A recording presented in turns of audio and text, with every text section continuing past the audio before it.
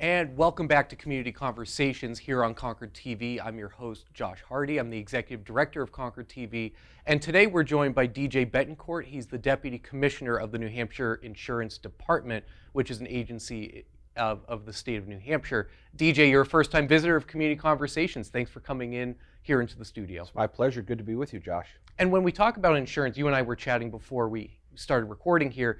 For consumers, insurance is always we have so many different types of insurance and providers where we get our insurance from, but it's such an important topic for consumers to understand how it works and being able to detect fraud. Could you tell us about the mission of the insurance department? Sure. Well, first, as you said, insurance is complex. And in fact, the motto of the department is insurance is complex, we're here to help. Mm-hmm. And we are here to help. And we really appreciate the opportunity such as this to let residents know that we're here. Yep. It drives me a little crazy sometimes when we'll get a call into the department from somebody looking to purchase an insurance policy from us.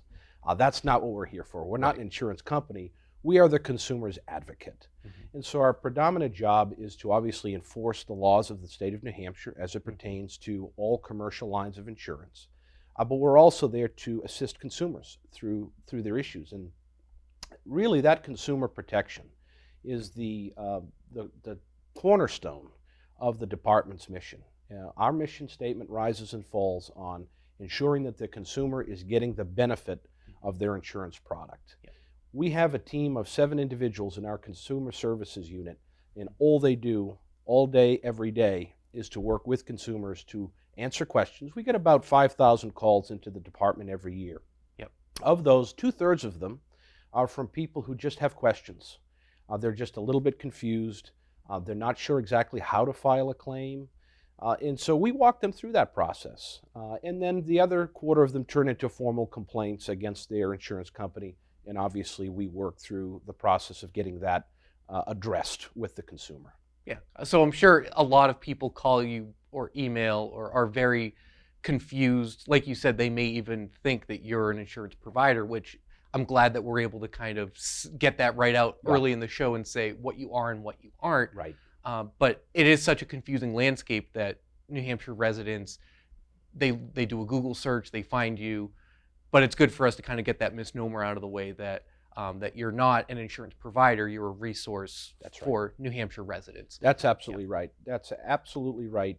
You know, to your point, it's human nature that people don't necessarily want to understand cover to cover what their insurance policy is. And I say that because we don't like to think about bad things that might happen in our lives. Right. And typically when you are dealing with insurance, something bad has happened, right? Yep. You're sick. You've gotten in a car accident.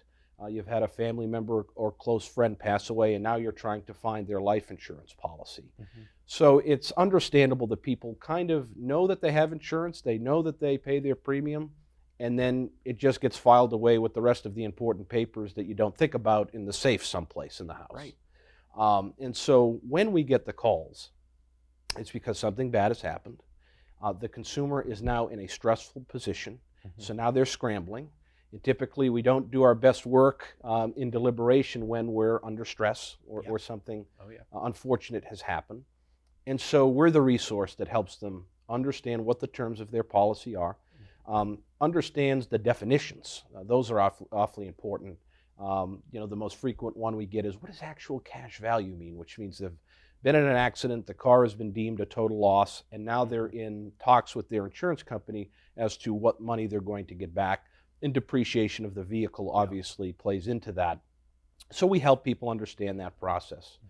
So as I said, we're here as a resource. We understand that this is complex, and we understand that when we hear from consumers, they're usually not having the best day. Because it's not like they're sitting back on it's their Friday off and they go, let me look through all my insurance policy terms. And no one really does that. I mean, to be fully honest, I think in my own personal insurance, I know the general terms and I understand the definitions, but I don't think I know everything front and back. So when something does come up, you have to, in that moment, now you can kind of check on an app, go through or absolutely, your paper policy, but that is stressful. That is really difficult. And, so you guys must have a lot of great customer service skills to be able to work with people who are not having a great day when they call. Absolutely. I'm Yeah. very, very proud of our consumer division. In fact, last year, 2022, they recovered over $4 million for consumers. Really? That's Yeah. incredible. Yep. And it was something like a $2 million increase in their recovery from 2021.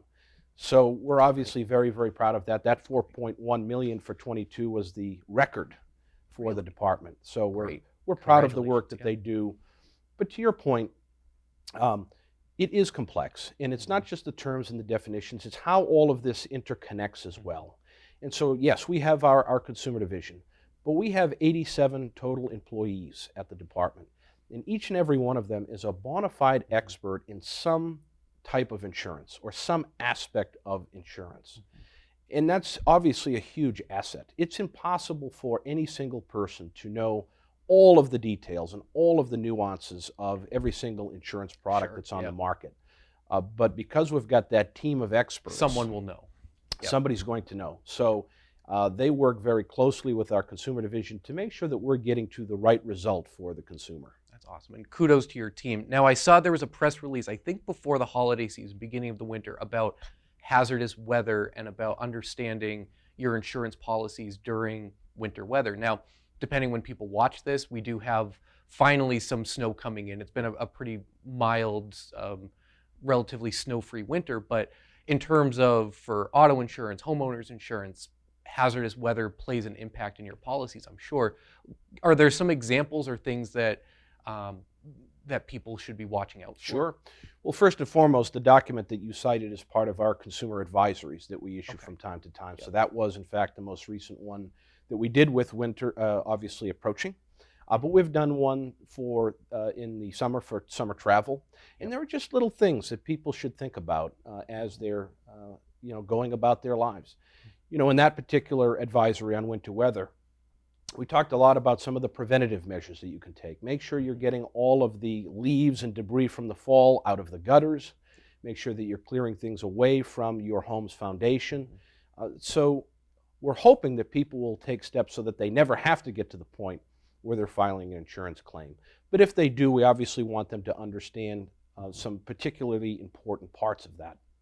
So as part of that winter advisory, we talked about understanding your car insurance and making sure that you've got comprehensive coverage, not just liability or collision.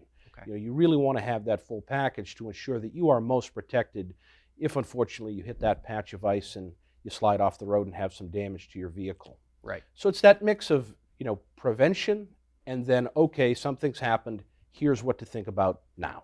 Right. Seems like mitigating risk is a huge factor of what sets premiums and 100%. drives the insurance business, right? 100%. Now, to draw an analogy, it's why anybody who's been through the process of getting a life insurance policy, they sit down with you. They want to understand your lifestyle because they want to understand the nature of the risk that they're going to incur as they write your policy. Yeah. And it's interesting how these things intersect because the New Hampshire Department of Safety had put out some videos that we aired on Concord TV programming about things like not leaving a space heater on, about, things that were safety, like for your life, your safety, but obviously those ripple effects of things that if something happens to your home because you're not being safe, with a space heater in that example. Absolutely. So it's funny how these things all tie together. They absolutely do, and I'm proud of the partnership that we have with the Department of Safety. We do some joint events together. Awesome. We talk a lot about the things you've just mentioned, and it's a great example of two state agencies working together, covering all of the bases, and trying to get some critical information out to consumers. Yeah, absolutely. Do you feel like consumers now are more or less informed? Do you see over the shifting of the last couple of years that the general public is more in the know on their insurance and how it works? Is this something that's becoming a worse problem in terms of consumer protection, or are we improving in some areas? I think we're improving overall. I mean, obviously, one of the things that we are trying to do overall at the department is to increase insurance literacy. Yeah. So that people understand their policies. It's obviously, there are some insurance products that somewhat stay static. Car insurance, for example, homeowners insurance, that's a fairly stable line of business in the insurance world, as opposed to health insurance, where things are constantly changing. There are constant innovations and changes that are going on. So that's important for us to make sure we're staying ahead of those things and making consumers aware of those changes. I think, like anything else, the more you interact with something, the more comfortable you're going to be with it. Right. So we tend to find that consumers are a little bit more aware of their health insurance because, we are who we are, and the human body is what it is, and people get sick, people have to go in for procedures, and so because they use it more often than thankfully having to file a car insurance claim or something of that nature, there's a little bit more comfort. There's a little bit more literacy that we find. Yeah. Yeah. Whereas if it's a form of insurance that you've never had to file, if you get into your first, everyone kind of remembers their first car accident and filing a claim. And Absolutely. I won't tell my story. I'll leave it at that. But it is sort of like, oh man, what do I do? Like your insurance card kind of has sometimes kind of the steps of what you should do next. But for filing something with homeowners insurance or auto or boat or whatever it is, Right. if you've never done it before, right, it's intimidating. It certainly is. Yeah. It's kind of that, okay, what do I do now? And you've got, like I said, that stress level, a little bit of that panic going on. We try to make a lot of documents available, frequently asked questions documents that walk people through that process. Yeah. They can call us, of course, and we can help them. But for others, they kind of want to have that piece of paper in front of them with the steps all laid out there, and they're in control of the process. So we make it available to them that way. Whether they call us or whether they take advantage of one of the documents that we make available, it really is about empowering the consumer to ensure that they're getting the best benefit for their insurance product. Sure. And it definitely helps that you're making these media appearances, Concord TV. You've made radio appearances as well. So that helps sort of, people can also put a face to a department as well. That helps a lot. You can't help the consumer that doesn't know that you're there to help them. And so, as I said, we appreciate these opportunities to get out into the community and let people know that we're here and what we do and how we can help them. Yeah.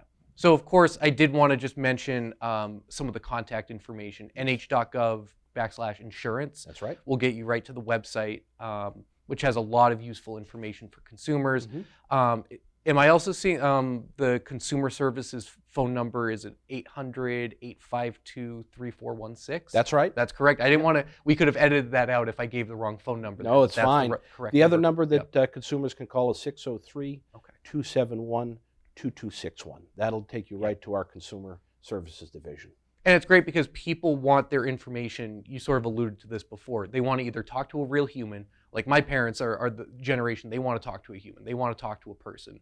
Or, my preference is probably to look up a step-by-step, or find a document or something online. So it's important to have those different methods, people, whatever their comfort level is. No question. Yeah. When you call the insurance department, you're going to talk to one of those 7 individuals in our consumer division. There's no third-party call centers. There's no automation. You're going to talk to a real human being. Yeah, and that makes a big difference because there's a lot of frustration in other aspects of customer service that you call a number and you go through a menu and that takes you 15 minutes. Oh yeah, no, there's no 3-hour wait times at the New Hampshire Insurance Department. I can promise you that. Hey, I like the sound of that. So maybe if you could tell us just if there's anything else on the horizon for your department, anything, upcoming initiatives or anything that sort of you want the public to know about coming up. Sure. So we're engaged in a couple of different campaigns, but what we're also excited about are our education programs, and we've got a few of those starting up. So starting, believe it or not, next week, so end of January, we have partnered with New England College, and for the first time, we're going to be creating a college course about insurance.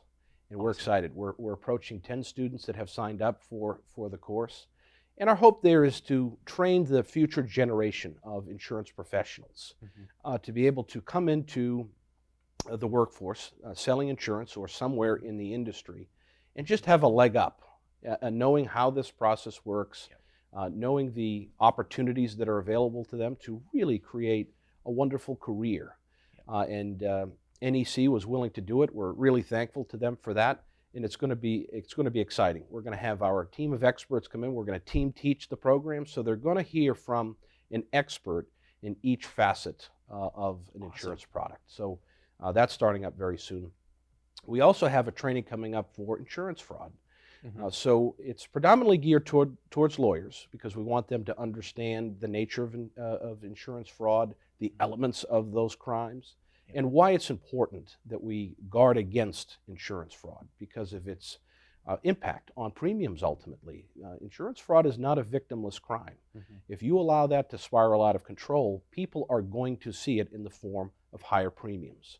So obviously we're hoping that our legal experts will walk away from that training with more knowledge, and hopefully it'll result in more prosecutions. Not that we want to see people engage in insurance fraud, but there is a deterrence element when our county attorneys and our attorney general's office takes these crimes seriously and prosecutes those who commit these crimes. Yeah, I love that you said insurance fraud is not a victimless crime, because I think maybe just the way it's reported sometimes, or we hear about it, that we don't hear about sometimes the ripple effect of how it impacts other people in terms of premium costs and all of those things. So, so you're saying that sometimes even attorneys or district attorneys have a tough time with gathering evidence or knowing what tools they have to gather evidence and to push that into a little bit of that, for sure. We have a team in our department, the fraud unit. It's 4 dedicated individuals that investigate insurance fraud. So an insurance company will call the fraud unit and say, hey, we've got a claim here and something seems a little off about this. Could you look into it? And our team immediately gets to work and begins the investigation. By the time it goes to the county attorneys or the attorney general's office, they have put the entire case together. All of the exhibits for evidence, all of the interviews have been done, so it really gets them off to a good running start should they decide to prosecute. In fairness to our county attorneys and our attorney general's office, they obviously are very, very busy. They've got a lot of cases to do and frequently not enough individuals to do it. So to the extent that we can educate them as to why it's important, maybe helps to give it a little bit more priority, and then also to make them aware, hey, by the time you get an investigation for insurance fraud, all of these things have been done for you already. And so hopefully that'll help to motivate them to move forward with more of these cases.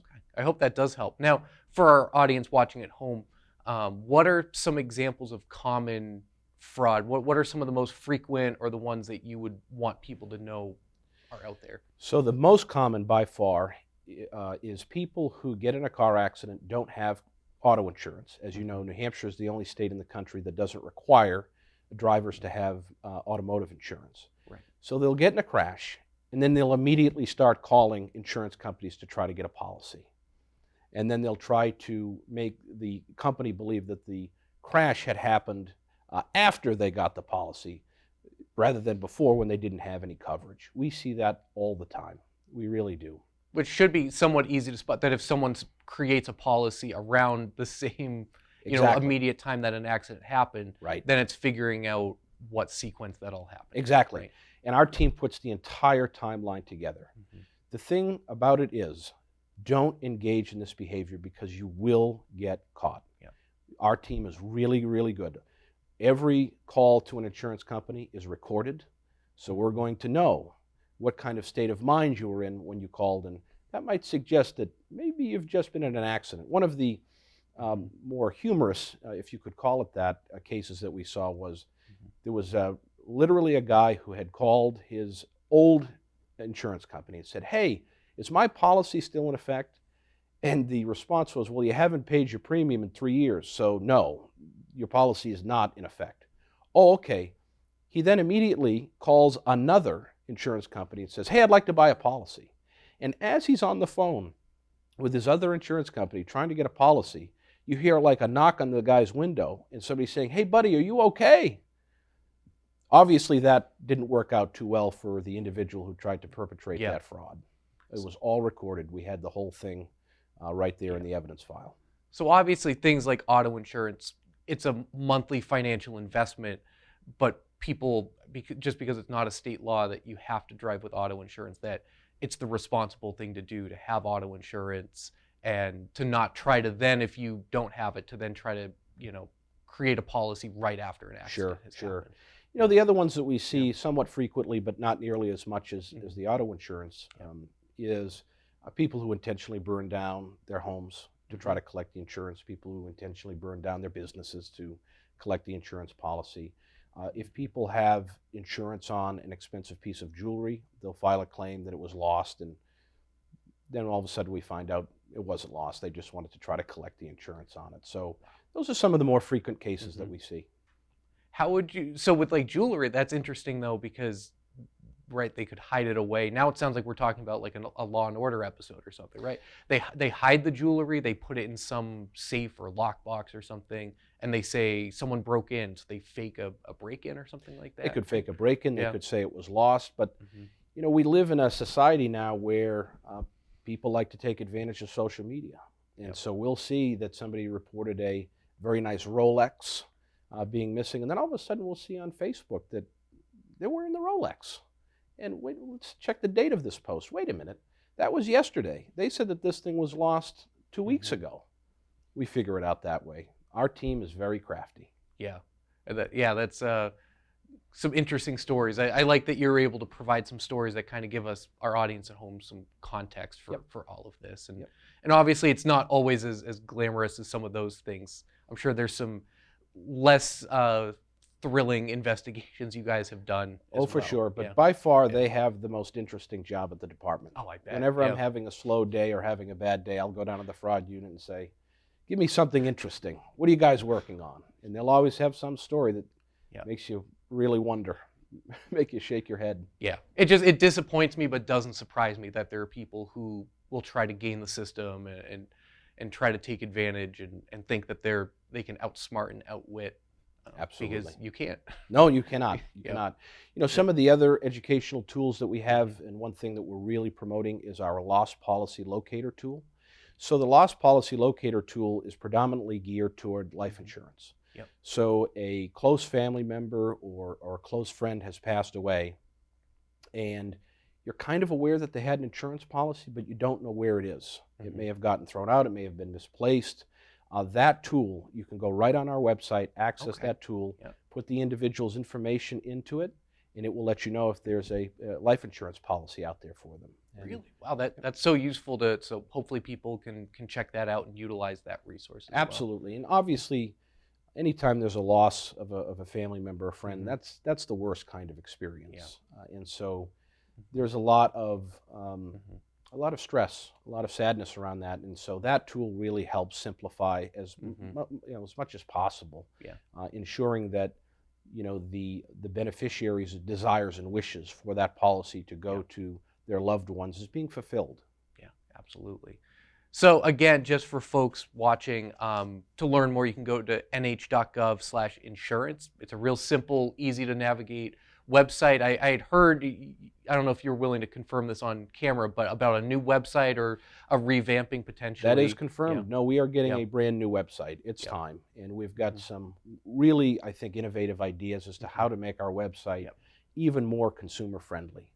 You know, it's great to have the documents that we have. We obviously think they're very useful for people, but if people can't find them, then they're not serving their purpose. Sure. So as we go through the process as we are now of redesigning our website, the focus is squarely on consumer access, consumer friendly, make sure that people know where they need to go on our site to get what it is that they're looking for.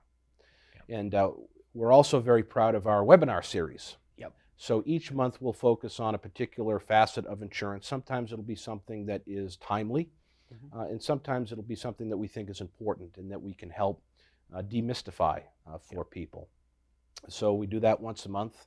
Last month, in fact, earlier this month, excuse me, we partnered with the New Hampshire Department of Labor, and we talked about workers' comp insurance. Awesome. We share the responsibilities of enforcing the laws on workers' compensation in New Hampshire. So that's a really good one for people, especially if you are a business owner yourself, or if you've ever been injured on the job. Yeah, if people want to sign up for the webinars, can they do that through the website? Is there They can do that through the website. Our YouTube channel has all of the webinars right on there. So they can go whenever they want at their own pace and learn about some aspect of insurance. Awesome. Hey, well, this has been a great discussion. Is there anything else that we sort of missed along our half-hour journey here? Anything else you wanted the public to know about? Just very quickly, one of the major campaigns that we're engaged in right now is around the Medicaid unwinding. So during the COVID pandemic, the federal government stopped the process of ensuring that people who are on Medicaid were eligible to be there. Yep. You know, as we're going through the stress of the pandemic, the federal government wanted to remove stressors from people's lives. And because people were working remotely, sometimes for the first time, we were transitioning with the technology to make that happen. Right. They stopped doing those financial eligibility determinations. That's going to come to an end. The pause on that determination process is coming to an end this spring. So people are going to have to start going through the redetermination process again. Why that's important is because what we don't want to have are for people who got on Medicaid because of COVID, because they were furloughed or lost their job or their hours were cut and therefore became eligible for Medicaid. Now they find themselves back at work, they're no longer eligible, and not know that they've got to go out and get other coverage, whether that's joining their employer-sponsored plan or going on to the individual marketplace and getting an individual health insurance policy. So we're really encouraging people, if you're on Medicaid, and you think that you may no longer be eligible, contact the New Hampshire Department of Health and Human Services, see where you stand, and if you discover that you're no longer eligible, you won't lose your Medicaid coverage until the spring. But why not be proactive and get yourself coverage right away, either, like I said, on the individual market or through your employer. So we're really talking to people about that. We don't want there to be gaps in people's coverage. And we don't want people to go without coverage and not even know it. Yeah, and if people are blindsided because they just didn't even think about it, they're thinking about everything else going on, and may just, by the time the spring happens, is it like May or June, or is there? So the process will begin in April. Okay. And individuals who are determined to be ineligible for Medicaid any longer will have a special enrollment period. So an open enrollment for the individual market just closed last week. But this will qualify as an event that will get them a special enrollment period. So again, they don't have to panic right now, but we really are encouraging people to be proactive. Think ahead. Yep. Be proactive. Absolutely, I agree. Well, this has been a great discussion, so I really appreciate you coming into the studio, and we hope to have you back again sometime. So this was Deputy Commissioner DJ Betancourt from the New Hampshire Insurance Department. DJ, thanks a lot for coming in. It was my pleasure, anytime. And again, I would encourage folks to check out the website, nh.gov/insurance. You can also use the phone numbers that we've listed as well. This has been great information, and we hope to be back with another Community Conversations with a whole nother topic, and we'll cover all that on the next episode. Thanks for watching.